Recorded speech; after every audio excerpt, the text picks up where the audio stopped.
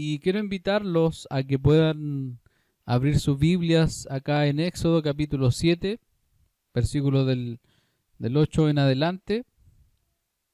Hoy día vamos a, a ver cosas muy importantes de este viaje, porque en uno o dos sermones más ya vamos a estar saliendo de Egipto, y lo que pasa antes de la salida es muy importante para todo el viaje hacia la tierra prometida. Así que estamos aquí en Éxodo capítulo 7, versículos del 8 en adelante, y voy a darle lectura en el nombre del Señor.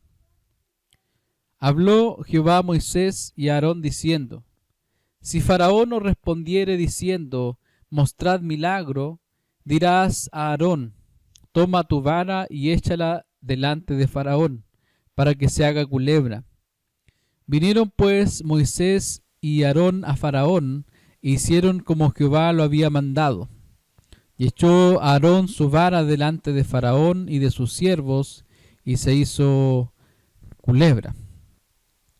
Entonces llamó también Faraón sabios y hechiceros, e hicieron también lo mismo los hechiceros de Egipto con sus encantamientos. Pues echó cada uno su vara, las cuales se volvieron culebras, mas la vara de Aarón devoró las varas de ellos. Y el corazón de Faraón se endureció, y no los escuchó, como Jehová lo había dicho. Amén. Bueno, como introducción, vamos a ver en este sermón el despliegue de algunas de las primeras plagas que el Señor va a lanzar sobre la tierra de Egipto. Y debo decir también que este es uno de los periodos con mayores señales en las Escrituras, mayores milagros, porque después de este periodo de muchas señales, nos saltamos directo a la primera venida de Cristo, que también viene acompañada con muchas señales y prodigios. Así que en medio de todas estas plagas, en medio de estos milagros, de estas señales, sin duda alguna el Señor nos va a enseñar mucho. Y el sermón hoy día lleva por título Guerra de Soberanos. Así que vamos a leer la palabra del Señor aquí en Éxodo 7, y vamos a ir desarrollando lo que corresponde a nuestro sermón del día de hoy. Y dice así la palabra del Señor. Habló Jehová a Moisés y a Aarón diciendo: Si Faraón os respondiere diciendo, mostrad milagro, dirás a Faraón: Toma tu vara y échala delante de Faraón, para que se haga culebra. Vinieron pues Moisés y Aarón a Faraón, e hicieron como Jehová lo había mandado. Y echó Faraón su vara delante de Faraón y de sus siervos, y se hizo culebra. Ya nosotros vimos en nuestro sermón pasado que Moisés y Aarón tuvieron un primer encuentro con Faraón, y la situación empeoró para los israelitas. Algo muy extraño que nosotros notamos en los hebreos es que le reclamaron a Moisés que los había vuelto abominables a los egipcios. Entonces, algo muy extraño que notamos en los hebreos es que le reclamaron a Moisés que los había vuelto abominables a los egipcios. O en otras palabras, les había dado mayores razones para que los maten. Sin embargo, debemos recordar que el faraón hace mucho tiempo que ya quería destruirlos y mató a muchos niños, y en el proceso destruyó muchas vidas hebreas. Esa actitud entonces nos muestra algo que vamos a profundizar más adelante. Y lo que vemos aquí, podríamos decir, es lo que va a desencadenar una guerra entre Dios y Faraón. Y aquí quiero llevarte a pensar un poco en cómo era vista la figura del faraón. Un faraón era el rey de Antiguo Egipto, considerado una figura casi divina, gobernante supremo del país, jefe del gobierno y del ejército y sumo sacerdote. El faraón era el sumo sacerdote de todos los templos y era responsable de mantener la Ma'at. La Ma'at es el orden y la justicia cósmica, promulgando leyes, recaudando impuestos y oficiando ceremonias. Se le consideraba la encarnación del dios Horus mientras estaba vivo, y tras su muerte se fusionaba con el dios Osiris, alcanzando la inmortalidad y la categoría de deidad. Es decir, el faraón se miraba a sí mismo como un semidios, y los egipcios consideraban su gobierno como un reflejo del poder de los dioses. Y ahora imaginen esta escena: dos ancianos con túnicas entrando con varas a su templo con la intención de que dejen libres a los hebreos. Faraón claramente no los va a dejar ir. No puede permitir que una nación de abominables pastores dejen Egipto para servir a otro dios, porque para él es el único a quien deben servir junto a las otras deidades de Egipto. A pesar de que los egipcios han sido conocidos por sus múltiples deidades, son 10 los que más se destacan: Ra, el dios del sol; Amón, el dios de la creación; Isis, la magia; Osiris, el inframundo; Horus, el cielo y la guerra; Seth, el caos; Thoth, sabiduría; Anubis, la muerte; Bastet, protección; y Taj, los artesanos.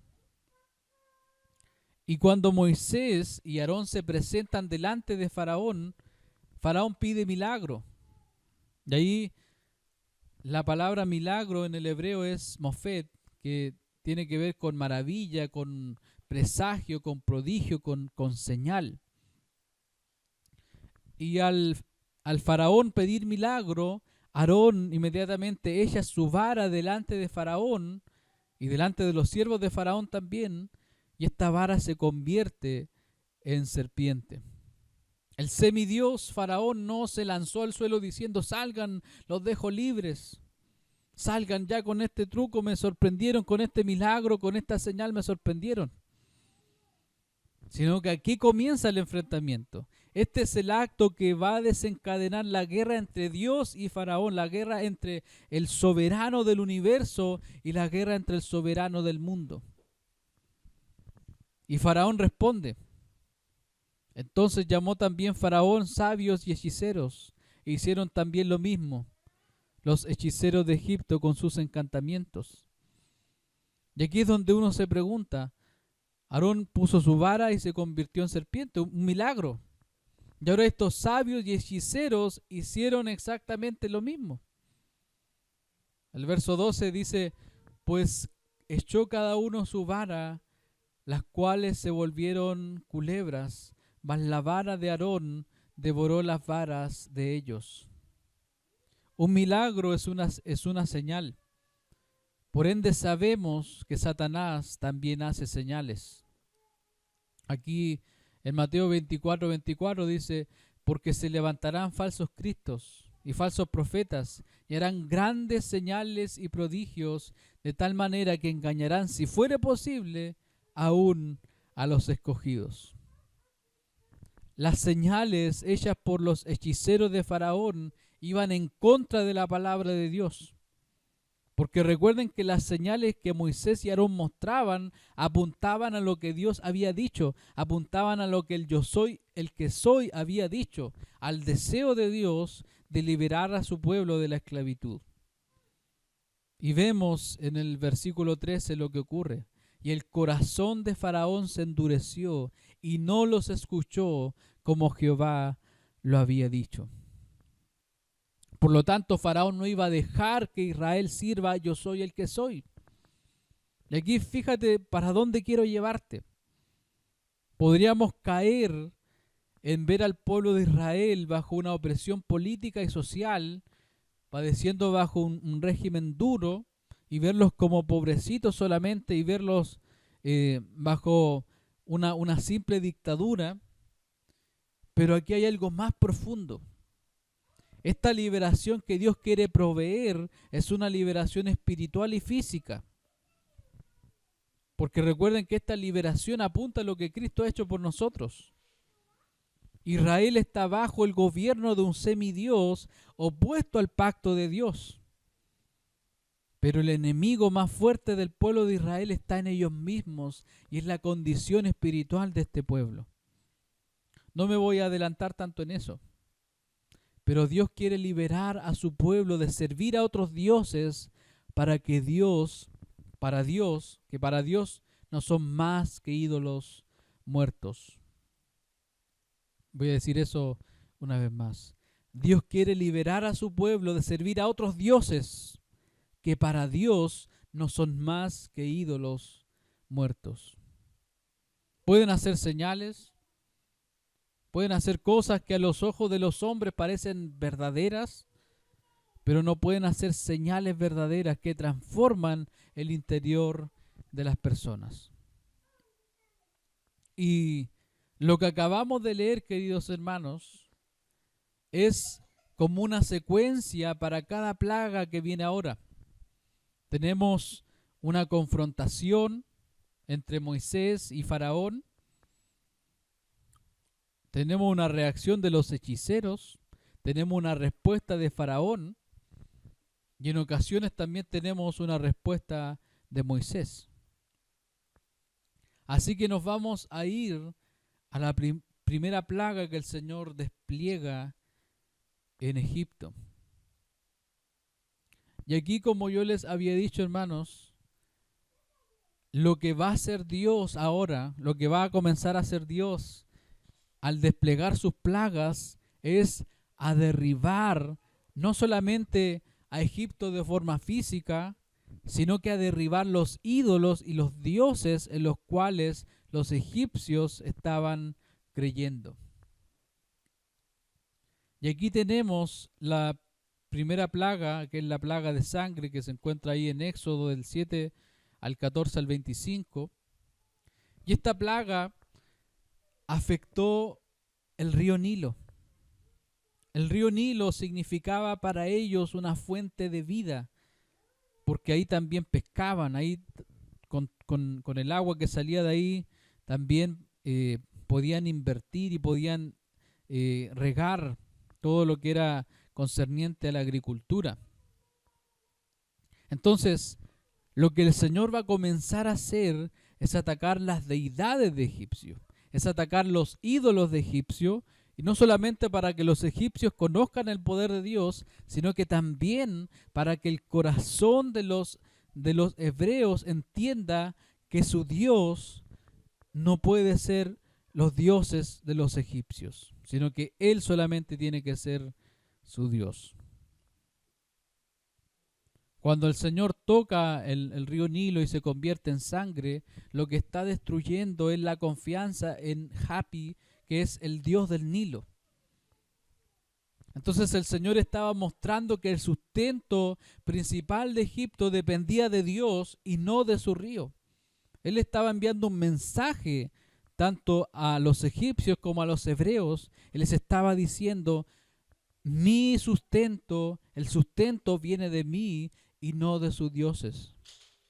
Fíjense ahí que en el versículo 22 del capítulo 7 vemos la respuesta de los hechiceros. Dice ahí: los hechiceros de Egipto hicieron lo mismo con sus encantamientos.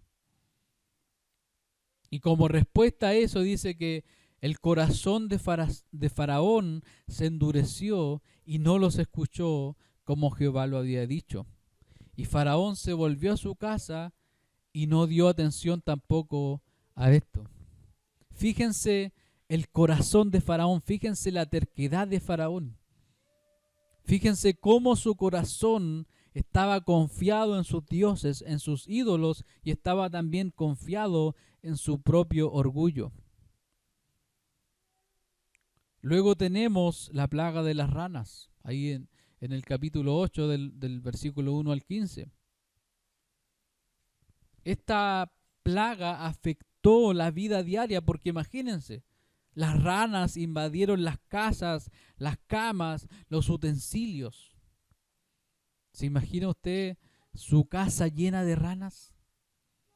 Los platos, usted va a abrir la despensa, las ranas cayendo por todos los lugares, usted se va a acostar y las ranas ahí en su cama.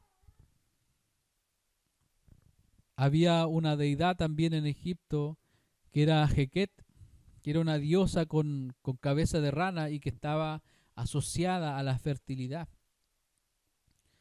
Esto hizo que lo sagrado se volviera repulsivo, porque para ellos las ranas eran una deidad. Entonces, viendo que las ranas estaban en su casa, en todos los lugares, eso se volvió repulsivo para ellos. Fíjense lo que el Señor estaba queriendo hacer. El Señor lo que quería hacer es derribar los ídolos de Egipto, derribar la confianza que ellos tenían en los egipcios, en los dioses, y que ellos pudieran poner su confianza plena en Él y que se arrepientan de sus pecados. El versículo 7 dice que los hechiceros hicieron lo mismo con sus encantamientos. Hicieron venir ranas sobre la tierra de Egipto. Qué interesante, los hechiceros repiten el milagro, los hechiceros repiten la señal que había hecho Dios. Tenemos la respuesta de Faraón, fíjense ahí en el versículo 8. Entonces Faraón llamó a Moisés y a Aarón y les dijo: orad a Jehová para que quite las ranas de mí y de mi pueblo, y dejaré ir a tu pueblo para que ofrezca sacrificios a Jehová. Qué interesante, ya vemos algo en Faraón. Vemos una pizca de reconocimiento hacia Dios. Sin embargo, vamos a ver qué es lo que pasa. Y dijo Moisés a Faraón: dígnate indicarme cuándo debo orar por ti, por tus siervos y por tu pueblo, para que las ranas sean quitadas de ti y de sus casas, y que solamente queden en el río. Y él dijo: mañana. Y Moisés respondió: será conforme a tu palabra, para que conozcas que no hay como Jehová nuestro Dios. Qué potente esto, hermanos, porque Faraón, el semidiós de Egipto, la cabeza de todas las deidades, por así decirlo, de Egipto, estaba pidiendo oración. Y fíjense también la desfachatez del Faraón, porque le dice, Moisés le pregunta: ¿y cuándo quieres que oremos por ti? Y Faraón responde: mañana. O sea, estaba viendo que las ranas estaban en su casa, estaba viendo que Egipto estaba lleno, pero él tiene la desfachatez de decir: mañana. Así es el orgullo del hombre. ¿Cuántas personas hemos conocido nosotros que nos dicen: ora por mí, ora por mí? Sí, vamos a orar por ellos. Pero también le decimos: hoy es el día de salvación. Hoy tú tienes que arrepentirte, hoy tú tienes que volverte al Señor. Y fíjense que Moisés oró y dice la Escritura: pero viendo Faraón que le habían dado reposo, endureció su corazón y no los escuchó como Jehová lo había dicho. Llegamos a la tercera plaga, la plaga de los piojos.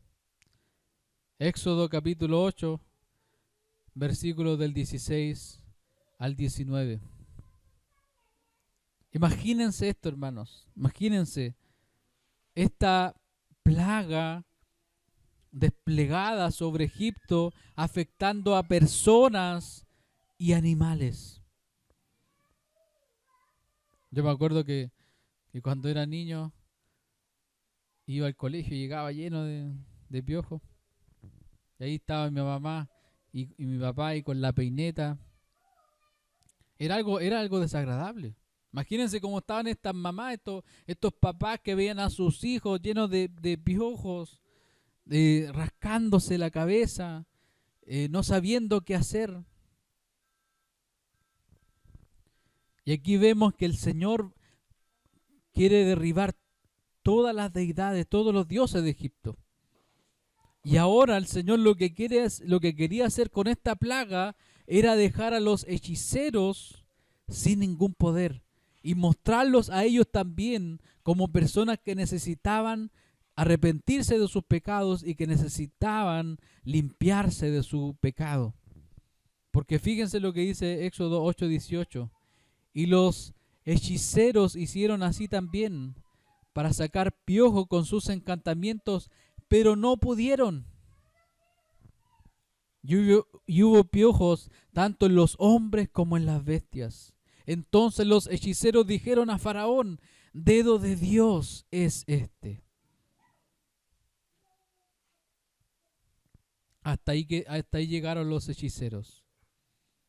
Intentaron hacer sus trucos, intentaron hacer la señal, pero tuvieron que reconocer y decir: dedo de Dios es este.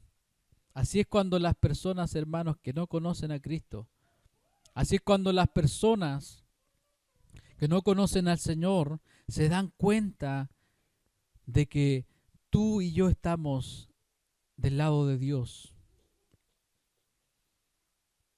Fíjense la respuesta de Faraón: mas el corazón de Faraón se endureció y no los escuchó como Jehová lo había dicho. Luego seguimos ahí en Éxodo 8:20, perdón. Las moscas, la plaga de las moscas. Y pensaba yo, las moscas es algo que uno no puede controlar. Donde quiera que tú vayas, ahí están las moscas. Incluso si vas al mejor restaurante quizás, también hay moscas ahí. Una o dos, pero ahí están las moscas. Pero fíjense lo que pasa acá con esto. Esta plaga afectó la tierra y las casas de los egipcios. Pero fíjense lo que el Señor hizo. Ahí en el versículo 22 dice: y aquel día yo apartaré la tierra de Gosén, porque acuérdense que los hebreos están en Gosén. Y él dice: y aquel día yo apartaré la tierra de Gosén, en la cual habita mi pueblo, para que ninguna clase de moscas haya en ella, a fin de que sepas que yo soy Jehová en medio de la tierra, y yo pondré redención entre mi pueblo y el tuyo. Mañana será esta señal. Fíjense cómo el Señor hace la separación y cómo el Señor protege a su pueblo. Fíjense cómo el Señor tiene cuidado de aquellos que son suyos.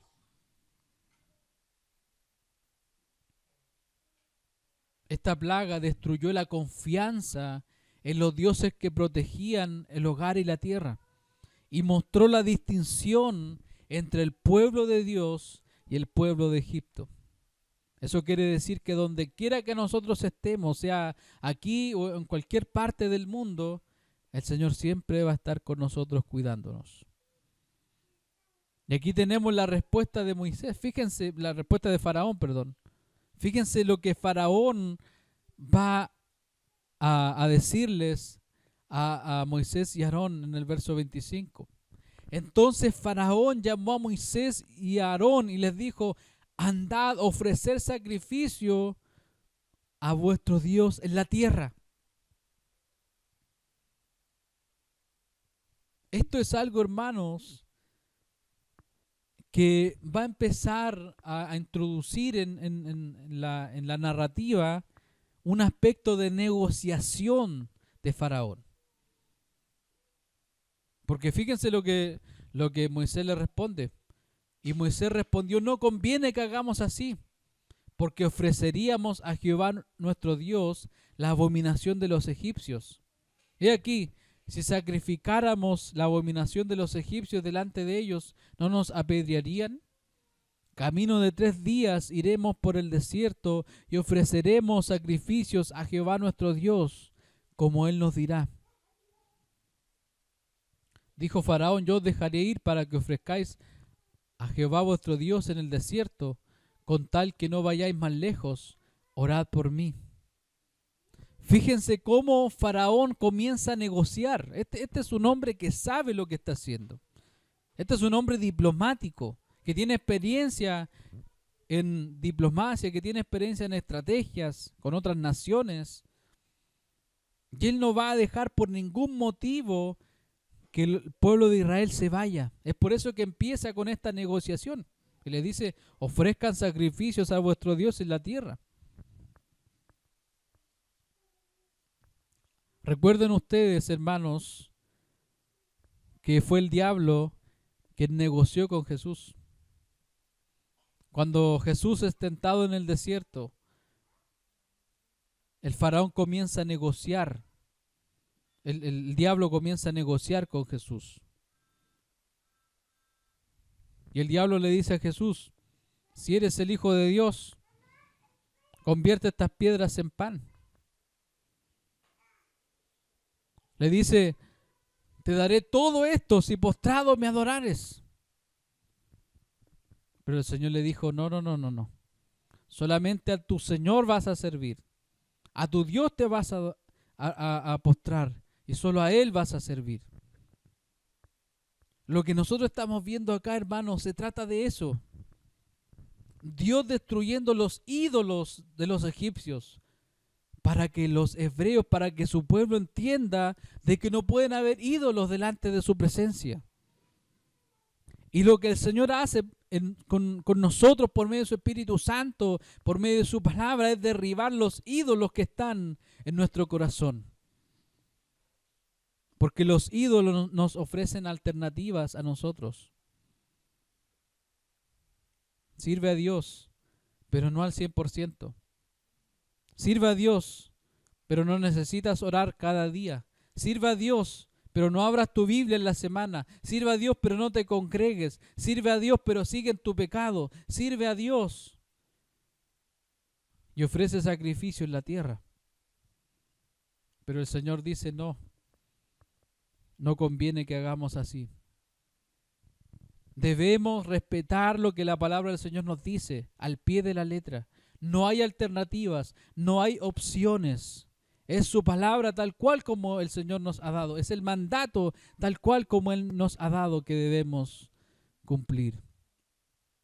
Así que Faraón dice, yo los voy a dejar ir para que ofrezcan sus sacrificios en el desierto con tal que no se vayan. Y nuevamente pide oración. Pero Faraón endureció aún esta vez su corazón y no dejó ir al pueblo.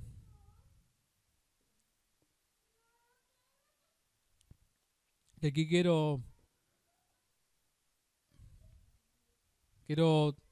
terminar, hermanos, hablando de la plaga número 5, que es la plaga sobre el ganado. Aquí en Éxodo capítulo 9. Esta plaga afectó todo el tipo de ganados que había. Ganado de caballos, de camellos, de vacas, de ovejas y de burros. Más adelante vamos a ver en la Escritura y en el Antiguo Testamento vemos esta narrativa de que hay muchos que ponen su confianza en caballos y en carros. Hay muchos que ponen su confianza en los dioses de Egipto. Y acuérdense que el corazón de los hijos de Israel, el corazón de los hebreos, estaba esclavizado no solamente a un faraón para que le construyera sus edificaciones, para que pueda hacer todo lo que el faraón quería, sino que el corazón de los hebreos también estaba esclavo al pecado, también estaba esclavo a la idolatría. Y es por eso que durante nuestro viaje vamos a ver cómo el Señor va a tratar con la idolatría aún fuera de Egipto. Porque, hermanos, el Señor trata nuestra idolatría todos los días. Nuestros corazones son una fábrica de ídolos. Si tú te descuidas, un ídolo nuevo va a crecer. Y mientras ese ídolo no esté satisfecho en tu vida, tú vas a decir, si no tengo a este ídolo, no puedo servir a Dios.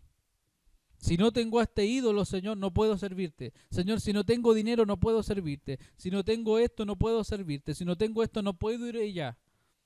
Y excusa tras excusa tras excusa. No, yo tengo que dormir mis 8 horas, no puedo levantarme temprano a orar. Hermanos, las cosas buenas para nosotros muchas veces son ídolos.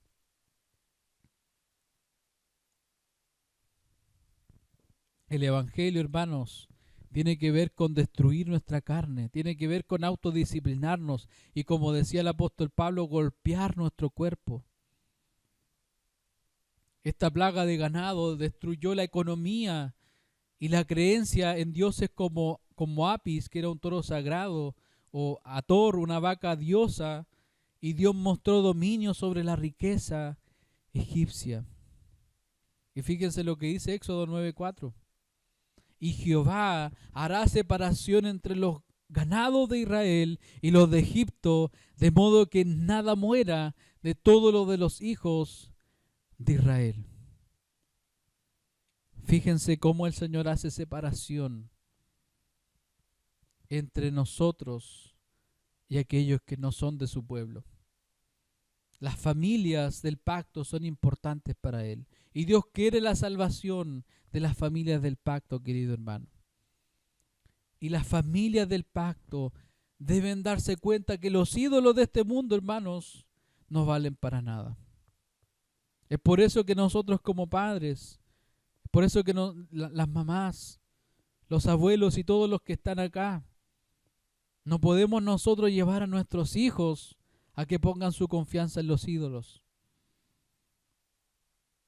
Cada vez que nosotros decimos, no, yo quiero que mi hijo sea esto, quiero que mi hijo sea esto otro, cada vez que nosotros le compramos a nuestros hijos cosas que ellos no necesitan muchas veces, cada vez que le hacemos todos los gustos, cada vez que le compramos cosas que muchas veces no son necesarias, nosotros estamos diciéndole, tú puedes confiar en las riquezas, tú puedes confiar en los ídolos de este mundo. Pero el Señor lo que hace es derribar los ídolos de este mundo, derribar los ídolos del corazón y mostrarnos la única vía para poder agradar a Dios. La respuesta de Faraón en este caso es que dice, entonces Faraón envió, y aquí que del ganado de los hijos de Israel no había muerto uno, mas el corazón de Faraón se endureció y no dejó ir al pueblo.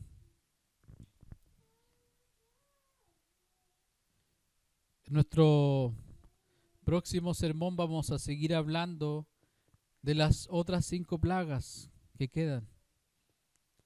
Porque si hasta acá, hermanos, hemos visto cómo el Señor ha ido derribando la confianza de los egipcios en sus dioses, vamos a ir que mientras más se acerca el Señor a derribar sus dioses, vamos a ver que el Señor va a llegar hasta las últimas consecuencias para que la confianza de los hebreos, para que la confianza de los egipcios esté en el yo soy el que soy y no en sus dioses e ídolos falsos. Así que vamos a orar al Señor.